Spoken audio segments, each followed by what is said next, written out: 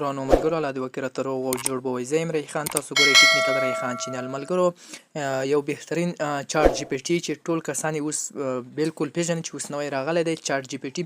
اکثر کسانو به دا پوښتنه کوله چې موږ سره چاټ جی پی ټي چې کوم دی هغه اپلیکیشن یا زموږ په موبایل کې کار نه کوي یا ورژن سره نه دی مطابق. نو اوس بغیر له اپ څخه تاسو اوس کولی شئ چې چاټ جی پی ټي په واتساپ کې لاګین کړئ او واتساپ کې د لاګین کولو لپاره ټوله سټپ بای سټپ طریقه درته ښیم. تاسو واتساپ کې ورسره ټول چاټ کولی شئ او تاسو مشکلات در حلولی شي. نو هغې لپاره درته ټوله طریقه اوس ښیم چې تاسو خپل چاټ جی پی ټي اپلیکیشن واتساپ کې څنګه لاګین کوئ.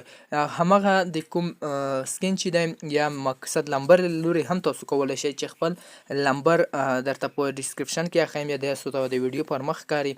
همدغه نمبر تاسو ولاړ شئ په واتساپ کې اضافه کړئ، مقصد کې ثبت کړئ، موبایل کې ثبت کړئ، تاسو ته بالکل واتساپ ته راوړي. یا دغه کوم سکین چې دی دغه راشئ په واتساپ کې به یې سکین کړئ، تاسو ته ډایرکټ چاټ جی پی ټي راخلاصیږي. څنګه کېږي درته طریقه ښیم.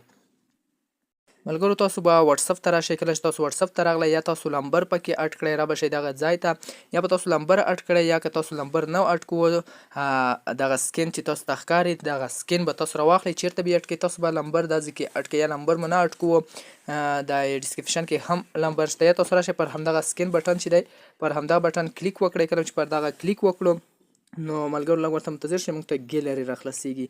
لږ ورته منتظریږم ملګرو. کله چې تاسو صفحه ته خلاص شئ بیا به راشئ پر هم دغه بټن باندې به کلیک وکړئ. کله چې پر همدغه بټن کلیک وکړو نو دلته به راشئ ګیلري ته، همدغه عکس چې ما کوم راخیستی دغه عکس به ورکړئ.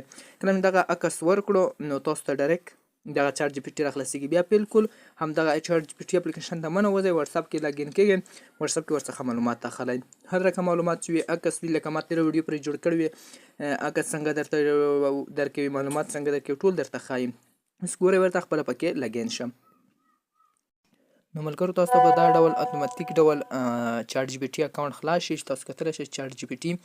نو تاسو هر مشکل ورته ویلی شئ، په واتساپ کې ورته ویلی شئ چې ما ته یا فرض مثال تاسو نور معلومات ورڅخه غواړئ یا ورته وایئ چې زه د کرکټ لپاره معلومات غواړم یا د بیزنس لپاره معلومات غواړم، نو ټول درته په چاټ جی پی ټي کې درته ویلی شي. نو دغه چاټ جی پی ټي تاسو بغیر له اپلیکیشن څخه هم استعمالولی شئ چې تاسو ورڅخه ټول معلومات اخیستلی شئ. نو که ویډیو مو خوښ شوي ویډیو ته لایک ورکړئ او ویډیو در سره شیر کړئ نور ملګرو ته.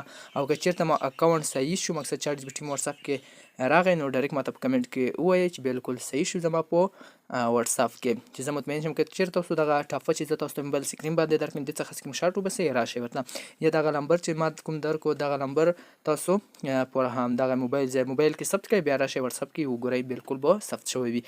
نو ویډیو ته ضرور لایک ورکړئ او کمنټ کې ضرور راته ولیکئ چې بالکل زما په واتساپ کې لاګین شو یا پاتې دی.